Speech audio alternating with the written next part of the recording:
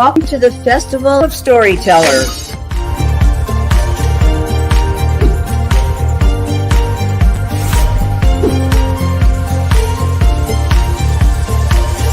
I thank everybody that's involved with this process because we know writers need readers and writers need publishers.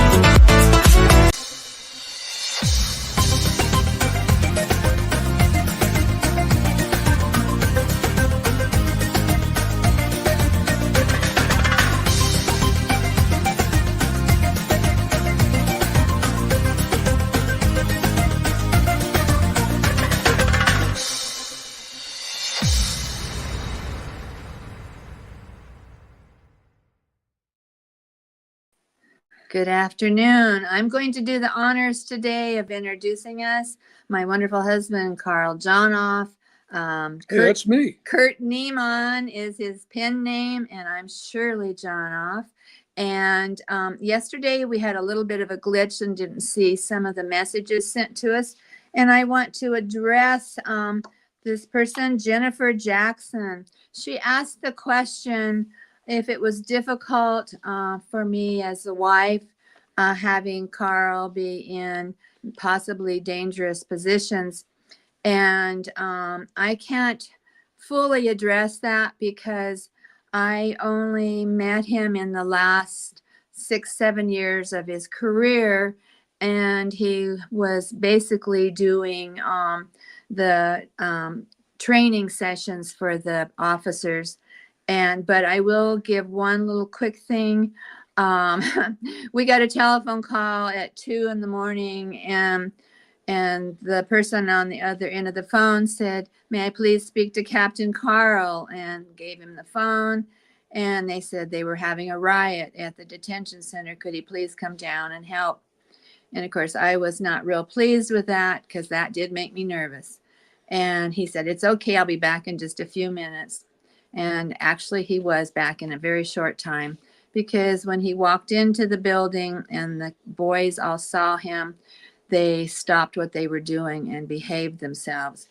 But they'd already done a lot of damage. So they obviously had consequences the next day when he did go back to work. But so I must say I did not go back to sleep until he returned home, which was just a very short time.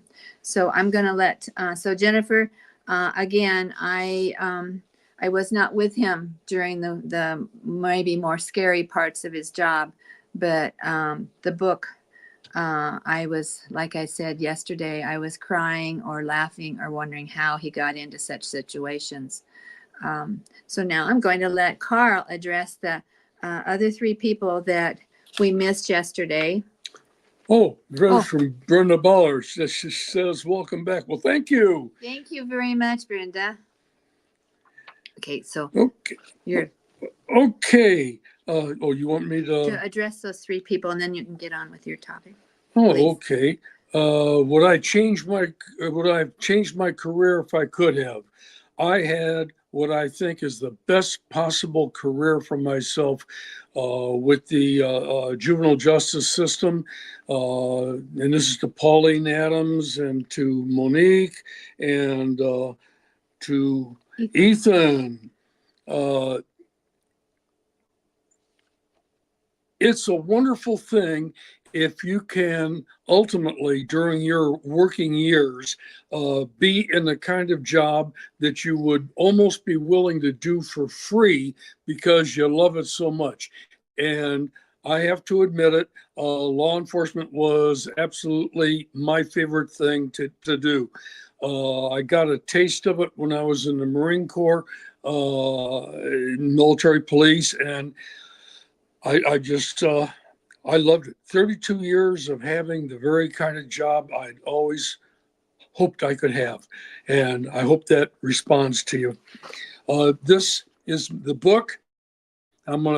This isn't a mirror image thing. Let me get it centered. And there we are, badge 411. Now, note that the author's name is Kurt Niemann. That is me, but that's just a pen name, or nom de plume, as the fancy people would say. And what I want to get with you about today is, what the heck is a probation officer? Well, I want to start by saying that a probation officer is a whole bunch of things. He's a law enforcement officer, an LEO, but there are all kinds of law enforcement officers. Let's talk about a couple of them. One of them is a standard level police officer. Tracy Wells says, hi, Kurt. Hi, Tracy. A police officer, though, has many different kinds of jobs. Could be a patrol officer, out there like badge 54, riding around in a car and responding to whatever the dispatcher sends them to. Could be a detective. Could be in SWAT.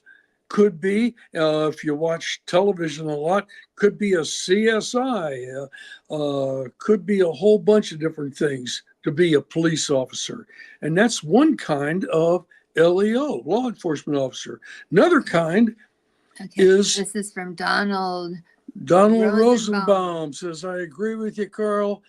Find something we're passionate about. I'm sure you wouldn't. Yeah, you're right. I would not have reached 32 years if I didn't love my job. And actually, I could have served longer. Buy and read my book and find out why I did not. That was my own choice. A corrections officer works in prisons and jails. And prisons and jails are two different entities. A prison is run generally by the state. Well, the federal government has their own federal prisons as well, but it's housing or confinement, if you will, for people who are going to serve actually more than 9 months, actually a year. So, hi, Betty.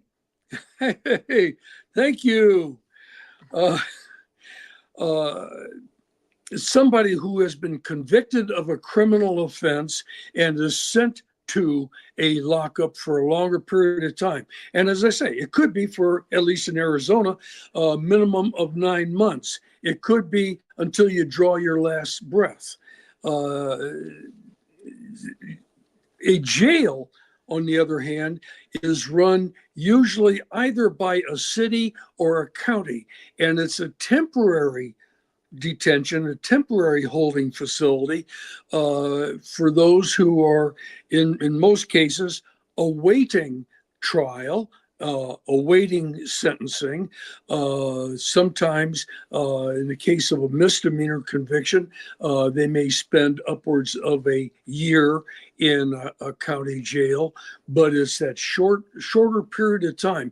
And I believe that anyone who has actually been in a jail or in a prison, well, hi, Justin, and thank you. Thank you very much for yes. Oh, that's really nice. Really nice. It's rare to find honest and dedicated people.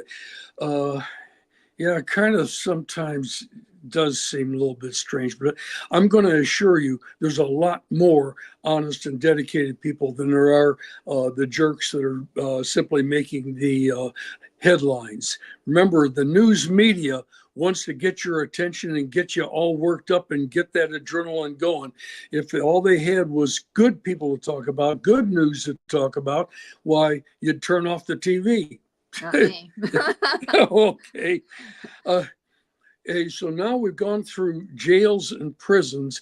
I was going to say, anybody that's been to the two different kinds of lockups will tell you they'd rather be in prison than in jail in terms of the lifestyle, because a jail, a city or county jail, is highly confining and very safety oriented, and you don't get to go outside and lift weights and start fights and that kind of thing in a jail like you may in a prison. Hi, Barbara. Barbara Burnett, thank you. Thank you. Another kind of law enforcement officer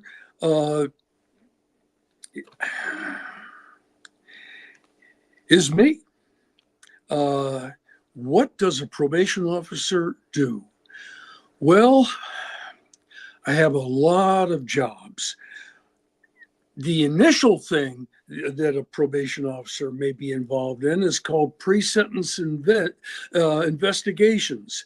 So that what a probation officer is primarily is an officer of the court, like a judge or a lawyer or a bailiff. The probation officer is responsible primarily to the trial court. In your states, in your county, you may be in a parish court. There may be parish courts, there may be trial courts, maybe superior.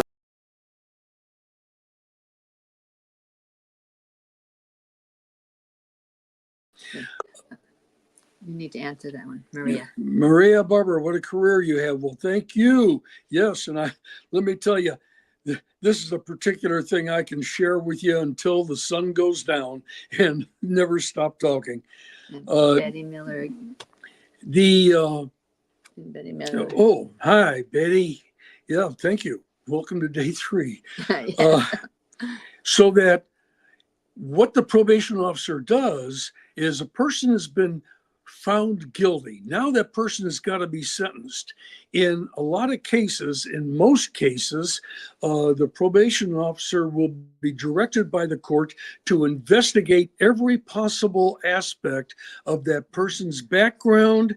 And Evelyn says she's going to write her own memoir. Boy, absolutely do it. Absolutely do it. Your great-grandchildren and past that will really appreciate that. Believe me. So that when I'm assigned a case for pre-sentence, I go out and do home visits, telephone visits, talk to psychiatrists, talk to the offender and the offender's family, talk to the victims and find out what the issues are, what kinds of restitution, if that's applicable, will be needed to be addressed. Then I'm going to take all the information I get in the 30 or 90 days I have to do that investigation, and I'm going to write a report to the court. It'll be a multi-page write-up, believe me. Well, I'm sure you believe me. You're listening to me talk. You know that I don't talk with just one page. And I'll be recommending to the court what the sentence should be. Now, I am dictated by the law as to what the maximum and minimum sentence is going to be, but within that context, I make recommendations to the court as to what the sentence should be. I will say that in my years of being a streets probation officer, my recommendations were always accepted by the judge. Brenda wants to know, is this a memoir? Yes. The powder blue negligee contains, now as I read the cover of the book, I find out that I actually wrote 82 stories. But it's now Badge 411. You forget. Oh.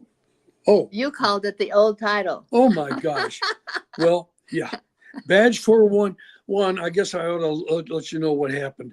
The original title was Powder Blue Negligee, and that's because of an incident that occurred in one of my pre-sentence investigations very, very early in my career. I was a brand new rookie being guided by my supervisor. When I was going to make a home visit to the offender's home, I knocked on the door. The door was opened. The lady was standing there with this big smile and wearing a powder blue negligee. And she said, "Come on in." And fortunately for me, I didn't just go right on in. I got back in my car and drove off and called my supervisor. It's Mary Martin says, "Inspiring to encounter a memoir that covers an honest man's career."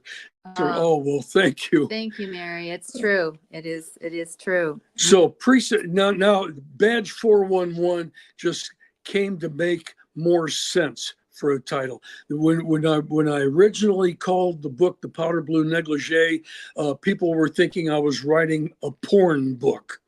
And that I'm sure did not help circulation at all.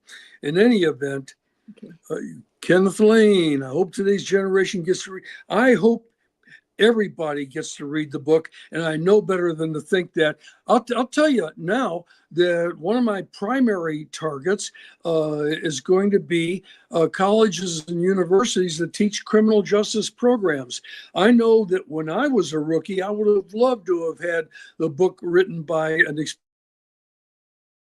what I could expect and what I shouldn't expect, and the differences in personalities and dealing as a probation officer. And this isn't just pre-sentence. This is during an entire time that probation people on probation may be assigned to your caseload. You're going to be dealing with victims. You're going to be dealing with psychiatrists. You're going to be dealing with the offender's family. Anita Harrison's, I did not know prisons or jails are two different things. Well, you're very welcome, Anita. And I want to ask too, if you can share a little bit about what went on in the juvenile detention facility itself. What goes on? Yeah, how you dealt with the kids in the detention facility. Oh, Lord. Yeah, one of the things a probation officer will do is serve one or two or more stints. If they're assigned juvenile caseload, they'll spend some time working in juvenile detention facilities. Call me a guard, if you will, or whatever. But my job there is to try to keep the peace there in the facility and to try to influence the offender, the detained offender, to find a different way to live. Deanna Schmitz says she learned the difference between prisons and jails. Well, you're very welcome. Glad you as a citizen have the opportunity to call administrators of jails and prisons and visit them. One of the major complaints I had for years was I felt that not just probation officers, but police officers, in some cases firefighters as well, and judges and prosecutors need to spend some time.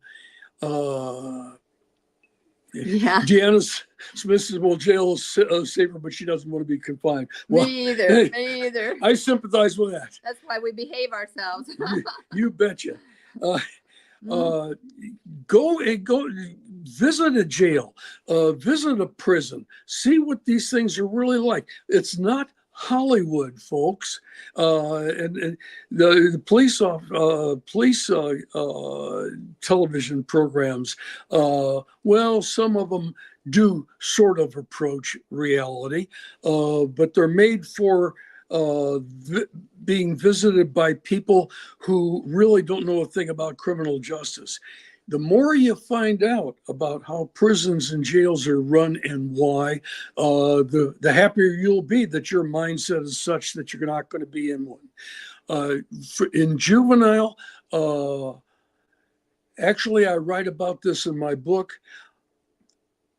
On the side, I'm a martial artist, and I'm a seventh degree master in Kenpo and Karate and Tai Chi Chuan. And I got to where I thought, you know what? Maybe some of these kids in detention could profit from learning the kinds of things that I know. And I will start by saying to you, all of you out there, that the primary purpose of being in martial arts is finding out who you are and who you are not. Your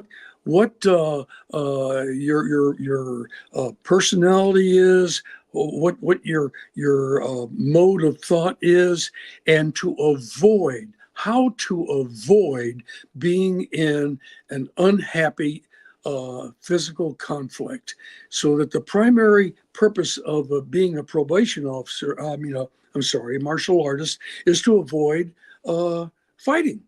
And it's a thing that I wish most everybody on my caseload would have learned, because I spent about 12 years working with inner city gangs. And of course, fighting was a big thing with them. Anna Laird wants to know what kind of research I did to do my book. Well, what I did was 32 years of service in the field. And you're going to read stories in my book of my actual experiences on the streets, in detention, in a prison. When I operated the Juvenile Detention Officers Academy, I would take every new class down to Arizona State Prison in Florence, and we would spend about 7 hours touring the state prison in Florence, so that they could get a good taste of what that side of life really is. Barbara Burnett wants to know, how do you approach the process of world building in my fiction? I don't know how to answer that. This isn't fiction. Although I will say that if you get my book, you're going to discover that you can't recognize the name of the city or where I was, the name of the streets, because I changed all the names and I changed the places that all these incidents occurred, because I don't want to be sued. It's really that simple. And to protect those people involved. And you know what? Not every offender. I did everything from shoplifting to homicide, and I'm going to tell you, not every offender I had in my caseload, pre-sentence or the ongoing daily work with offenders, not every one of them was a mindless monster out to destroy the community. A whole bunch of the people that I served ended up okay. How do I handle writer's blocks or moments of creative struggle? Oh. You know what? That's a darn good question. If you're going to write a book about your background, about your life, about your career, don't just get started insisting that you're going to write the first chapter all the way through. Just make a few notes, a few sentences here and there. And then, oh my gosh, yeah, then there was this. So you write a few sentences about that. And then there was this, and you write a few sentences about that. And then ultimately, after you get pages and pages of just little introductory sentences, you'll start remembering what happened, and you'll start being able to write the entire background. Yeah, writer's block can be a horrible thing. Don't let it happen to you. Just take your time. Take your time, and when you run across a block, stop writing about that. Go into something else, or go out and play with your dog or something for a while. It'll come back to you. Believe me, if you lived it, it'll come back to you. And here I want to talk about juvenile and adult probation. Tracy Walls says, do I have a target audience in mind when writing your book? My initial audience, my initial target was my own grandchildren and great-grandchildren and whatnot. I talked yesterday about meeting an old man that happened in one of my caseworks who was a Buffalo soldier. He was a black U.S. Army soldier in the late 19th century and the early 20th century, and he had actually been part of the Army from Fort Huachuca that went down to chase after Pancho Villa. And I thought, my God, the stories that he told, you'll never find in a history book. You want to find out the real history of mankind, read about how ordinary mankind experienced life. Not just kings and queens and princes and presidents and whatnot. Read about what happened with the ordinary man. And the ordinary person I'm talking about is you. Write a journal, write a book about your background so that your descendants will be able to know what living with you and living in your world was like. That's the real history of people. Adult and juvenile. Adult probation officers deal with people who have been convicted as adults, and generally it's county jail and prison that they talk about, and their various victims and etc. Juvenile probation officers in most states work for the juvenile court, which is still a trial court. It's still the same kind of superior court that the adults deal with. But in juvenile court, what do I enjoy most about the genre he chose for my book?